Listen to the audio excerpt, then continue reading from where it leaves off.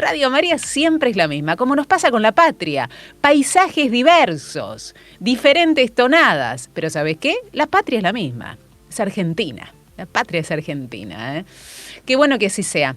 Hay cosas que uno dice, necesitamos desearle a la patria, cosas muy puntuales. Y el deseo que queremos hoy poner de relevancia es que ningún niño de nuestra patria tenga vulnerados sus derechos.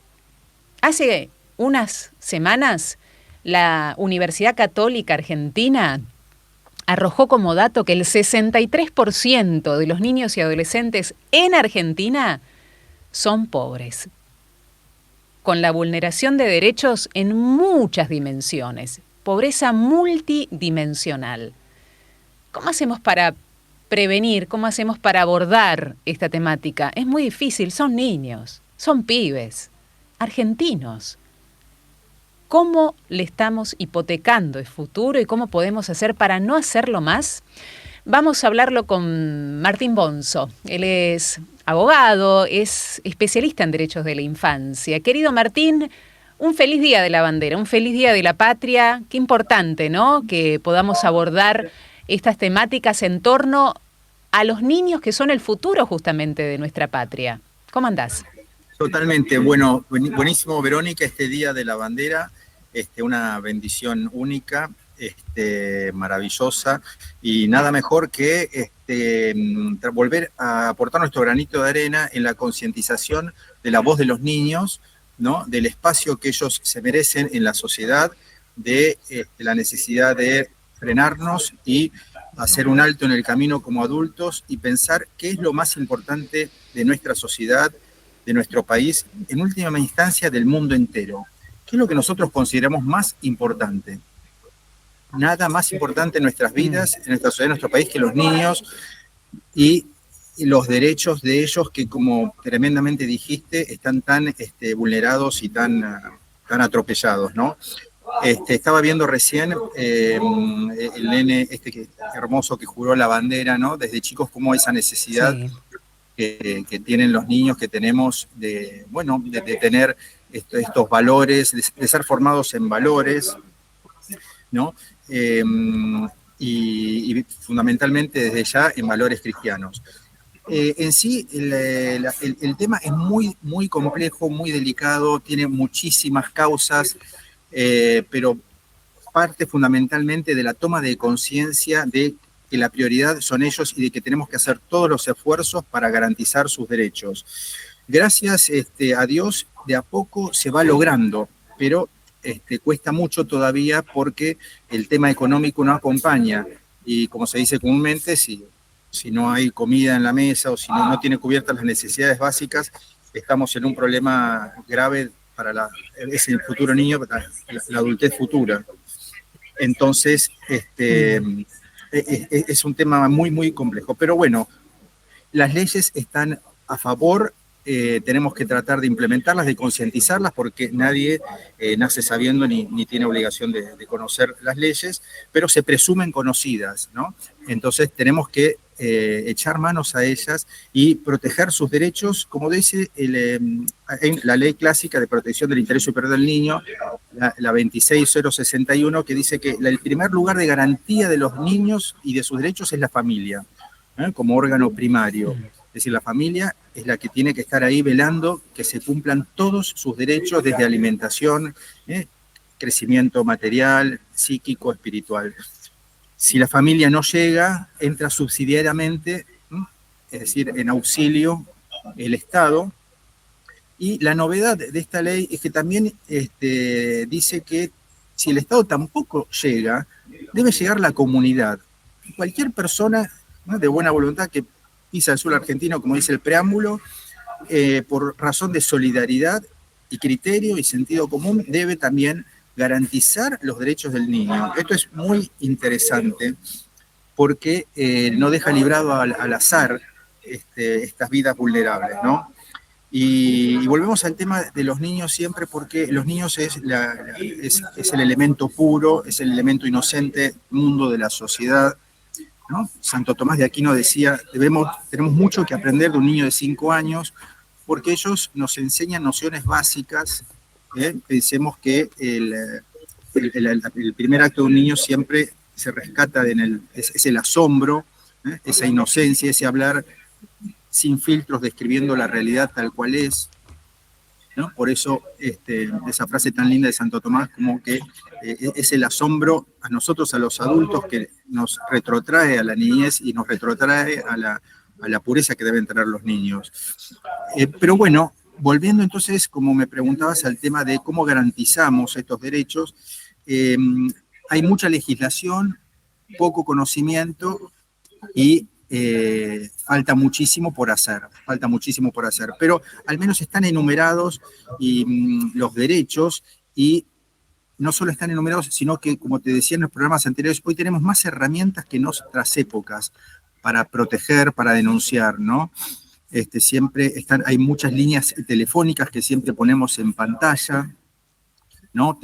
Como la 144, la 102, la 137, son números muy sencillos y fáciles de acordarnos.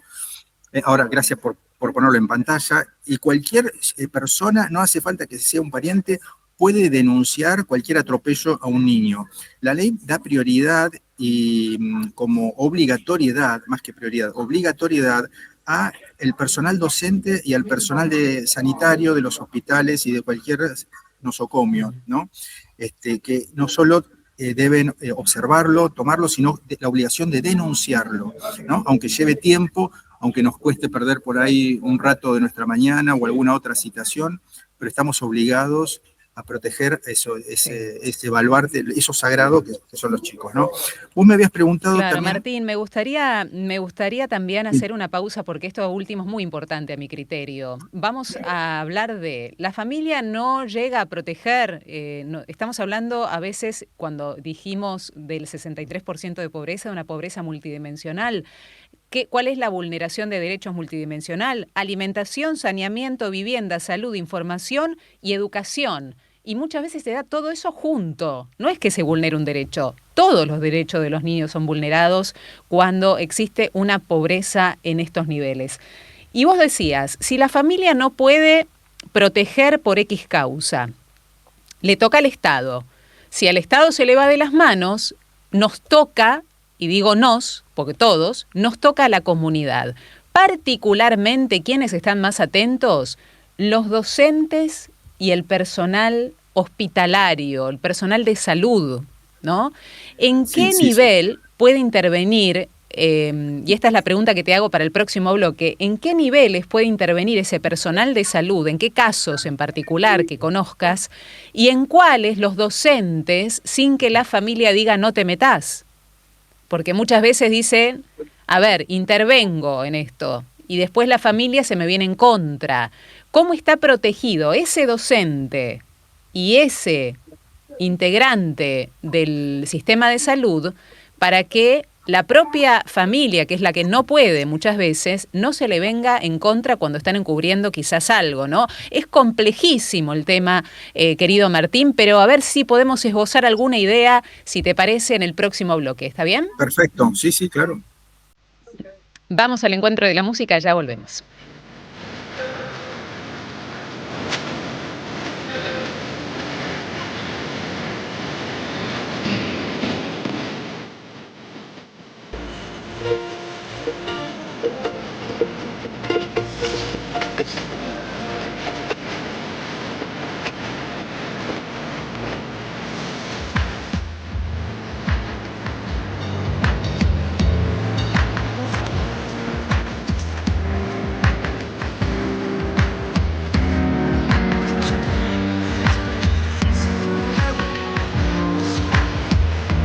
Porque niño sé que serio no es.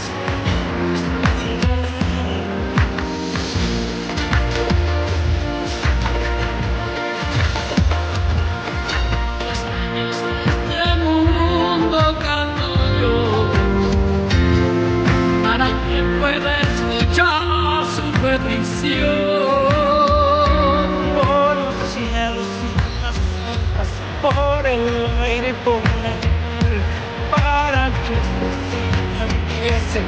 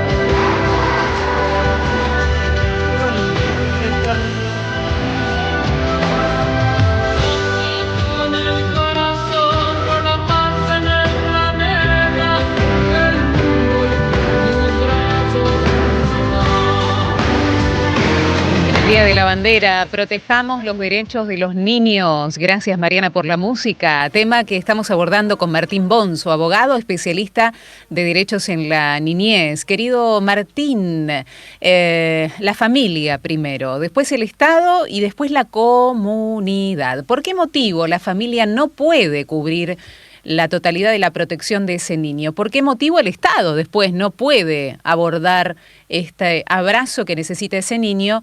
¿Y de qué manera la comunidad es amparada para que no se le venga en contra ni el Estado ni la familia? Contanos. Bien, mirá, Verónica, lo dice la misma legislación, dice que es obligación del personal, tanto docente, educativo como sanitario, el denunciar los casos de violencia o abusos de cualquier tipo hacia la niñez. Es decir, lo marca la ley, está protegido por la ley. Incluso para implementar esa ley hay como un reglamento, que el nombre tipo ahora de moda es el protocolo, que también todos los colegios de todas las provincias ya tienen ese protocolo incorporado y forma parte de la formación del personal docente. Yo me acuerdo cuando fuimos a misionar a Corrientes, allá por el 2015, 2016, empezaron a funcionar los protocolos y los fuimos compartiendo en los parajes y en las escuelas así humildes y sencillas del lugar, porque nos tocó lugares donde los abusos de los chicos eran muy, muy frecuentes, era una realidad durísima. Justo habían puesto un juzgado, me acuerdo, ahí en San Rosa, eran los parajes de Tatacuá y Tabaí, y era una realidad muy, muy dura, y pudimos hacer, me acuerdo, 3 denuncias y lograr medidas concretas para apartar, ¿no? Proteger una familia, eran con 10 chicos, en unas situaciones terribles, ¿no? Así que la legislación protege, Para poder entender, Martín, es interesante, sí. Tomando el ejemplo de Corrientes, ¿qué medidas se tomaron para que todos sepamos? ¿Qué medidas se pueden tomar en este caso extremo, ¿no? 10 niños, sí. Vulneración de derechos, abusos sexuales, me imagino que estás hablando de ello. ¿Qué hacemos? ¿Qué se puede hacer? ¿Cómo ampara la ley ahí? Ahí el adulto tiene que ir a la comisaría o tiene que ir al juzgado a denunciar la situación y las autoridades tienen la obligación de tomarle la denuncia. Pero hay que animarse. Obviamente que si uno va acompañado, siempre digo lo mismo, de un abogado, bien, pero si no tiene un abogado, puede perfectamente ir y denunciar que tal persona está provocando una situación dramática, ¿no?, de abuso a X chicos, y trata obviamente de identificar el lugar, los menores, la persona, ¿no?, el victimario, la persona a denunciar la mayor cantidad de elementos que sume y que uno lleva anotados en un papel. A veces digo, mire usted, no importa, lleve anotado en un papel para no perderse, incluso lleve testigos anotados en un papel, nombre, celular, no hace falta que tenga el DNI, hoy día con los celulares se los cita a los testigos con celular también, y hay que actuar lo más rápido posible porque cada día que se pasa es cada día más de infierno para un niño. Como habíamos hablado la otra vez con el psicólogo Wocon, ¿no?, el tema de lo siniestro, quien debe protegernos nos está destruyendo. Y ya sabemos, eso daría para otro programa, sobre los efectos devastadores en los niños de los abusos. Pero bueno, no me voy a ir por las ramas, voy a puntualizar lo que dijiste. Cualquier persona va a la comisaría o a la fiscalía de turno y anotado en un papel la mayor cantidad de datos posibles para facilitar la tarea de búsqueda y ubicación. Salvando la distancia, fíjate, este mismo caso del chiquito Loan ya fue algo, fíjate, también en la misma provincia de Corrientes, es una práctica bastante común, sí, porque hay muchos parajes muy pobres y entonces no hay formación, no hay nada, no hay elementos básicos de socialización, prácticamente como animales. Fíjate que dice, te vendo este chico, no, sí al mejor postor, cosas dramáticas. Y bueno, entonces tenemos que concientizar, y las provincias principalmente tratar de concientizar con más campañas de prevención, porque este es un tema que está a veces muy inculturizado, ¿no? La venta de chicos en el interior o el tema de los abusos, y es algo que lo más dramático es que se llegue a la naturalización y a lo que, bueno, siempre funcionó así. Yo me acuerdo que cuando fue a misionar la parroquia en San Roque, donde estoy con el padre Enrique Calamante, en una oportunidad fue también un sacerdote sanador y liberador, hizo un carismático, ¿no? Hizo una misa de liberación de un mal enquistado, ¿no? Hasta como que es un tema espiritual, ¿no? Como que el demonio tiene atrapadas esas provincias, estas situaciones, en estas realidades que son verdaderamente diabólicas, porque no hay nada más diabólica que la explotación de un chico en todo sentido. Entonces, desde nuestro lugar, tratar de hacer lo más posible y no tener miedo, porque, te digo, ¿por qué no tener miedo? Me pasó a mí, yo al principio tenía miedo, cuando era mucho más chico, pero cuando empecé a denunciar y a ver que las cosas caminaban, sentía la presencia de Dios y sentía como un manto protector de Dios, una fuerza que me venía de otro lado, y nunca me pasó absolutamente nada, al contrario, Dios te va confirmando con signos inequívocos de que estás obrando bien y de que no te va a pasar nada, pues estás trabajando en lo más sublime de este mundo. Recordando siempre que Jesús fue el primero que denunció y el primero que condenó con una pena como no dice en todo el Evangelio. Hay 2 párrafos del Evangelio donde Jesús es terrible, en buenos términos. Uno, el pecado contra el Espíritu Santo, no tiene perdón. Y el otro, el que escandalice, entre paréntesis, abuse de uno de estos niños, más vale que se agarre una piedra y se arroje al fondo del mar.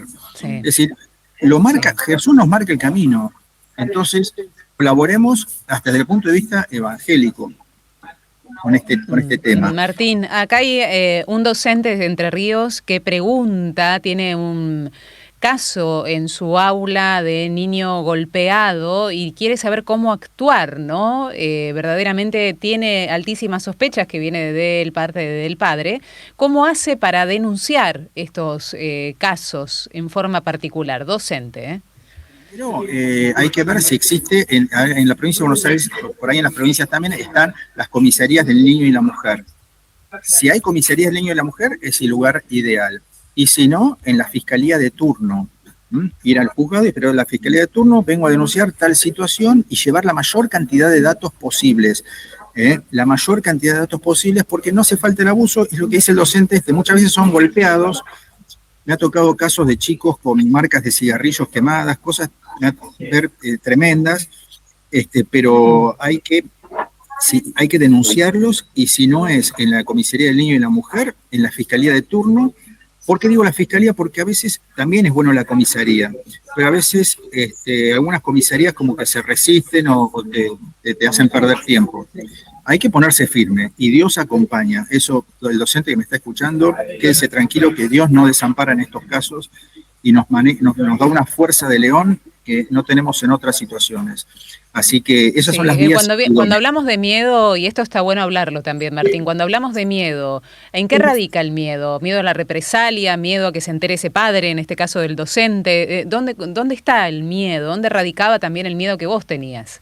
Sí, el miedo que yo tenía era que el padre o el abusador después venga y te quiera como patotear o te quiera decir por qué hiciste esto. Claro.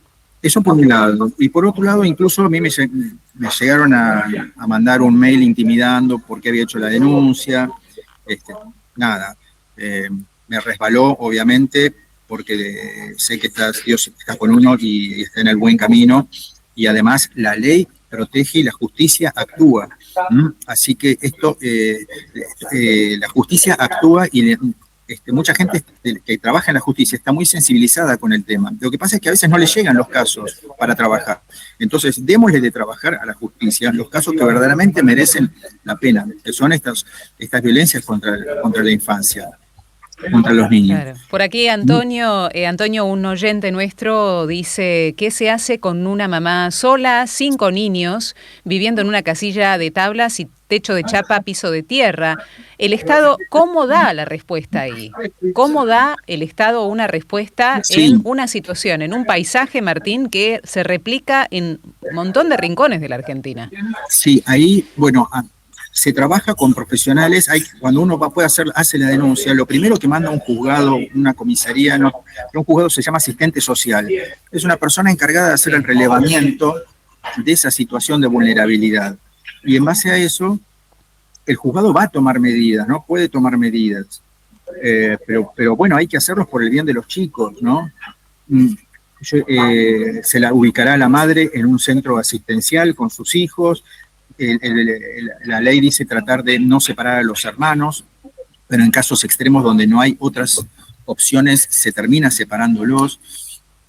Pero lo ideal ahí es que se intervenga rápido un cuerpo de un asistente social, obviamente, si hay un psicólogo también después, pero se trabaja con profesionales, ¿no? Es un cuerpo interdisciplinario, se llama, de muchas disciplinas que abordan la situación. Puede ser que en las provincias sea mucho más difícil que no exista esto, y entonces mínimamente una denuncia en el juzgado de paz. Todo pueblito tiene lo que se llama el juzgado de paz, y esos juzgados de paz funcionan también como fiscalías. Así que estén atentos a los juzgados de paz, y si hay que mover al juez de paz a que actúe y a que trabaje. Y si el juez no da bolilla, bueno, hablar con un abogado para movilizar al juez de paz a que actúe. Yo tuve la suerte, al menos ahí en esta parte de Corrientes, en Santa Rosa, que la jueza actuó muy rápido y logró sacar del hogar a esta persona, ponerlo en la superperimetral y proteger a estos 10 hermanitos. 10, ni 9, ni 8, ni 11, 10 para... Así que estén atentos también a eso. Y si hay, obviamente, si está la comisaría, hacerlo también en comisaría. Y si no, en estos juzgados de paz que mencioné. Sí. ¿Qué es una superperimetral? Te pregunto en términos, ¿cuánto tiempo? No, sí. Martín, estamos aprendiendo junto a vos. ¿Cuánto tiempo la persona está aislada de los menores, si es de por vida o no? ¿Y dónde están los chicos después de ello, no? ¿Dónde quedan viviendo? Sí, en general quedan viviendo con la madre, si el golpeador o el abusador es el padre o el padrastro. La mayoría de los casos de golpes vienen de los padrastros, lamentablemente, y de las malas experiencias. Te digo que de 10 casos, en promedio, 8 son padrastros. Así que, lamentablemente, hay que tener mucha atención con la figura del padrastro lamentablemente no solo no cumplen el rol de buenos acompañantes de las esposas nuevas, sino que en general son de castigar a los hijos de la pareja. Este es un lugar lamentablemente muy común, muy común. Entonces, volviendo al tema de la perimetral, ¿no? O exclusión de radio, es otro nombre, en general se da por 90 días, pero se puede hacer, yo he visto hace poco perimetrales de un año, renovables por otro año más, ¿no? Me tocó un caso también de un padrastro que abusó de una nena de 7 años y le dieron la perimetral por un año, además de ponerlo preso un tiempo, ¿no? Estuvo preso un tiempo. También porque, bueno, es un delito grave. Y si se viola la perimetral, la pregunta que viene, porque en muchos casos que hay unas exclusiones de radio, donde hay una prohibición de acercarse al lugar por 300 o 500 metros, en muchos casos la violan. Por suerte, existe la figura de desacato a la autoridad judicial. Y funciona muy bien es un segundo delito, que si vos desobedeces la orden del juez de violar el radio, se te suma una pena que va con un mínimo de 6 meses de prisión. Entonces, y esto en general funciona muy bien. Denunciás que se acercó con testigos, teniendo la prohibición de acercarse, y se le suma otro delito y ahí sí que no molesta más y se ubica la persona. Entonces, como segunda opción, está esto también ante la violación del radio impuesto por el juzgado. Yo te pregunto para cerrar ya, ¿no? Hoy es Día de la Bandera, hablamos de estos datos que son crudísimos, Martín, que no nos gustaría que exista ninguno de ellos, ¿no? Ninguno. Ni desde la pobreza ni desde el abuso, y sí que exista cada vez más mayor protección y herramientas para prevenir todos esos casos. ¿Cuál es tu deseo? Hoy estamos hablando, ¿qué le deseas a la patria? ¿Vos qué le deseás en relación a los niños? ¿Qué deseás en relación al trabajo diario que haces con estas problemáticas tan intensas? Sí, yo deseo que el Estado y todos los organismos de buena voluntad, sean católicos, evangélicos, protestantes, que todos hagan foco en proteger los derechos de los niños, en concientizar de que hay más violencia y abuso de lo que se sabe. Se dice que las denuncias son el 10% sobre un 90% escondido, y esto es gravísimo. Entonces, mi deseo es que se haga foco en la defensa de los chicos y en que se preste el máximo atención a sus derechos, principalmente garantizándoles una infancia que no les haga faltar el alimento básico y una educación básica. Mandar la mayor cantidad de recursos para la niñez, para la Secretaría de la Niñez. Todos los recursos para ellos, y que haya efectividad en la supervisión de esa administración de los recursos. Es decir, si poner en el presupuesto famoso, como se dice una vez al año, aumentarlo a un 10 o un 20% para la protección integral de la niñez, que arranca ya con la misma alimentación. ¿Qué mejor que esto para garantizar un país sano y normal? Porque no nos olvidemos que ese niño en 10 años es un adolescente, en 20 un hombre herido, violento, y con una vida muchas veces devastada por una situación traumática vivida. Nada, que Belgrano desde el cielo nos escuche también, que él era terciario dominico y pidió ser enterrado en la Basílica de los Dominicos Nuestra Señora del Rosario, donde está ahora en Belgrano y Defensa. Así que estoy convencido de que desde el cielo va a escuchar esta pequeña súplica. Así es, lo hacemos oración, estamos haciendo oración, todos los deseos para nuestra patria y esta particularmente. Martín Bonzo, abogado especialista en derechos de la niñez, gracias por estar en esta fecha particular, un abrazo grande para vos y la familia. Gracias por el espacio, mil gracias.